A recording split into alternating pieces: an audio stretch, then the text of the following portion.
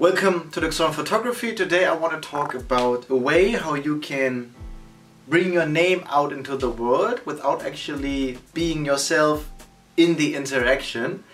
And you know, we all, if we're under 30, I'm a little bit over 30, we all grew up in a digital world, and when you're in photography you probably shoot digital photography mostly. And I always find that with the file, sending it Dropbox, putting it on CD, USB stick, download, it never feels like it's worth as much as it could be. Now what I mean is, in October we went to Spain and I took many images of Anna and her sister Maria and all of her friends, and I decided to print 2 images of her sister Maria and send it to her, and I printed them in a bigger format and in a different material. Now this is called Acryl in German. It's a kind of glass, and you know, I found it really interesting to see the images now holding it in my hand, because it's such a different experience than having it on the computer screen. Now that was the one image, that is the second image. It's in black and white.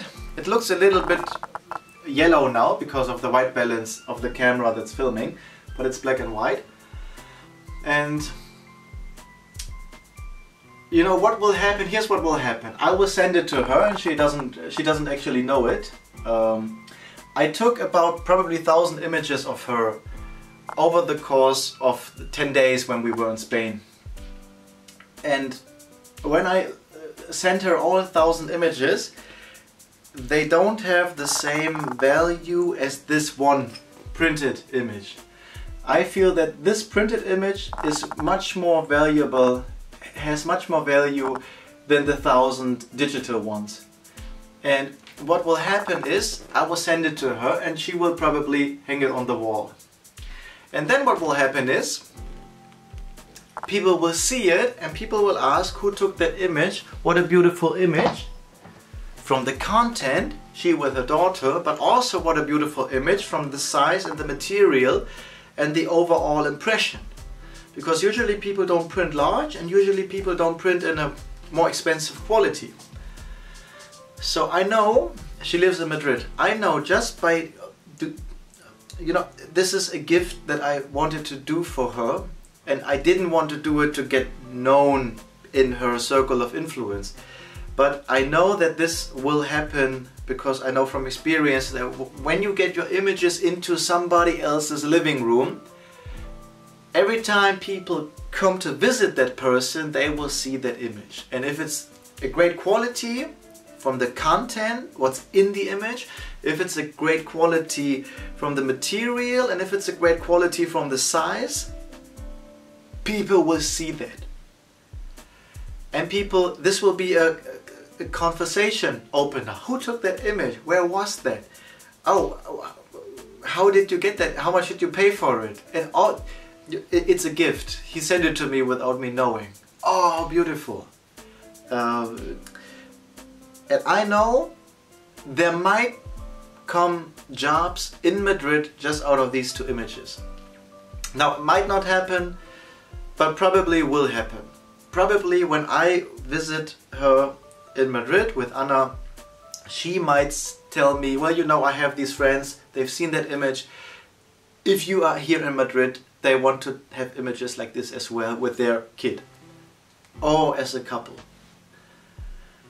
And this is something very interesting. And always when I'm on a wedding and the couple gets an album with all the images, 100 pages, I always, and this is a gift that they don't know about, I always print 1 or 2 images large like this and frame it in a frame and give it to the couple as a gift, because I want the images to be seen, I want them to be lived, and I want them to be seen big. I've seen couples where I photographed the wedding and then I met them another time, maybe for pregnancy images or baby born images, And I see some images printed in this size, and printed very cheap paper, very cheap, couple of cents. And I'm seeing this in small frames somewhere in the living room, and I'm thinking, this is not how a wedding image should look like. And so I always give images in great quality as a gift, because I want these images to be printed, and I know the people have no idea what's actually available. They don't know that this kind of glass, you can print something on glass or wood, and you can print largely. And I know that this is a conversation opener. I will be in the room in a very positive way, and I will be connected to photography, and people will come to me just because there's an image in a room that I took 2 years ago, and somebody still has it up there. And every time guests come, family comes, friends come, that is in the room. The images I took that are on the CD or on the hard drive or on USB, they are not in the room. The 1,000 images of the wedding are not in the room. They are on a USB drive, they are on a hard disk, they are on a CD. But the one image that is in the room, and that is my name. Now, I don't do this to be in the room, I just do it to do her some favor, just so to make her happy. And we were in December also in Spain, and it's such a shame that I cannot do this with every shooting, especially when I do the shootings for free. But in Spain we were now in December, and I met Annie and Hakan in Spain, and I talked to them on the streets. We created a friendship over this, and I took some images, and I thought, man, I want to print some of these images as well and send them to them. And I probably will do it in like this, but in a smaller format.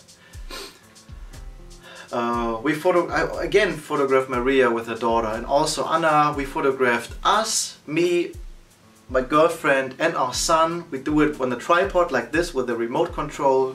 Ding, ding, ding. We photographed Anna's parents, people dancing in the club, and these are friends of Anna. So I think Marina with her family, all these images. In Malaga, I photographed people on the streets, and I'm thinking, man, it would be so great to send these people some images printed in a quality that they would not buy themselves, because they wouldn't know it existed. And that's something that I'm doing now, and it's going to be costly because I pay for it and I don't want anything in return. It's a gift, but I think I do it for the image. When I take an image, it looks great, I want it to be seen printed. And this is now a new level for me, because I've taken over 1 million images, and nearly all of them only digital, only on hard drives, only on computer, and an image lives outside the computer. And it doesn't really matter about resolution. I mean, these images here, this is the Canon 5D Mark I. It's a 12 megapixel camera from 2005. The first, or nearly the first, full frame digital DSLR. And I could have printed it much bigger, would still be great in quality and resolution, so it doesn't really matter which camera. Nearly every camera that's out now is enough for large prints. Maybe another story about large prints. When you look in Google, most expensive image ever sold, he was on number 1, now he's number 2. Andreas Gursky from Düsseldorf, very close here, just a couple of hours driving with the car. And he made an image of a river called the Rhine, and that is the way where he used to run. And while he was running, he saw this, and then he took that image afterwards with his big camera. And I saw this image, and I could not imagine somebody pays over $4 million for this image. Because I see that image and I see I could have taken that image, everybody could have taken that image. When you take an image like this and put it on Facebook, it will not get many likes. You put it on Instagram, it will not get many likes. This is irrelevant in the world of imagery. When you see this image like this, I don't understand why somebody pays $4,300,000 for this image. And then I saw that image not digitally but printed. and it was printed double the size of me. Now I'm 1.80 m nearly, and the image is 3.80 m. So it's double this. Like this, but another one like this. And when you see that image printed, it has presence, it has power. But not just because of the content of the image, just because of the size. And then I looked at Gursky, and I found out from the 10 most expensive photographs ever sold, 3 are his. The Rhine 2, 99 cents, taken in a 99-cent store, and another one is Skyline at night. And when I look at these images on Google, I only see them digitally, and they don't seem special to me. When I see them in a gallery, I see, wow, these images are super hugely printed, it's super large, and I think that's one of the reasons people buy them for such incredible prices, in the number of millions. 4 million for one image, 2-something million for the other image, another 2 million for the other image. And I think this is something that you can think about. If you want to make a name in photography, you can position yourself somewhere. I photograph emotions, I shoot people in a photography way. But now that I've seen Gursky, I have the question, what if I make a selection, a series, maybe images from the streets, maybe images of Anna in different flamenco dresses, print them very largely, very expensive prints, and then make a gallery and see where it leads. It's a very interesting thing now after I've seen Gursky and his images. Now think about, I took 1 million images with the Canon 6D, and he makes one image for $4 million.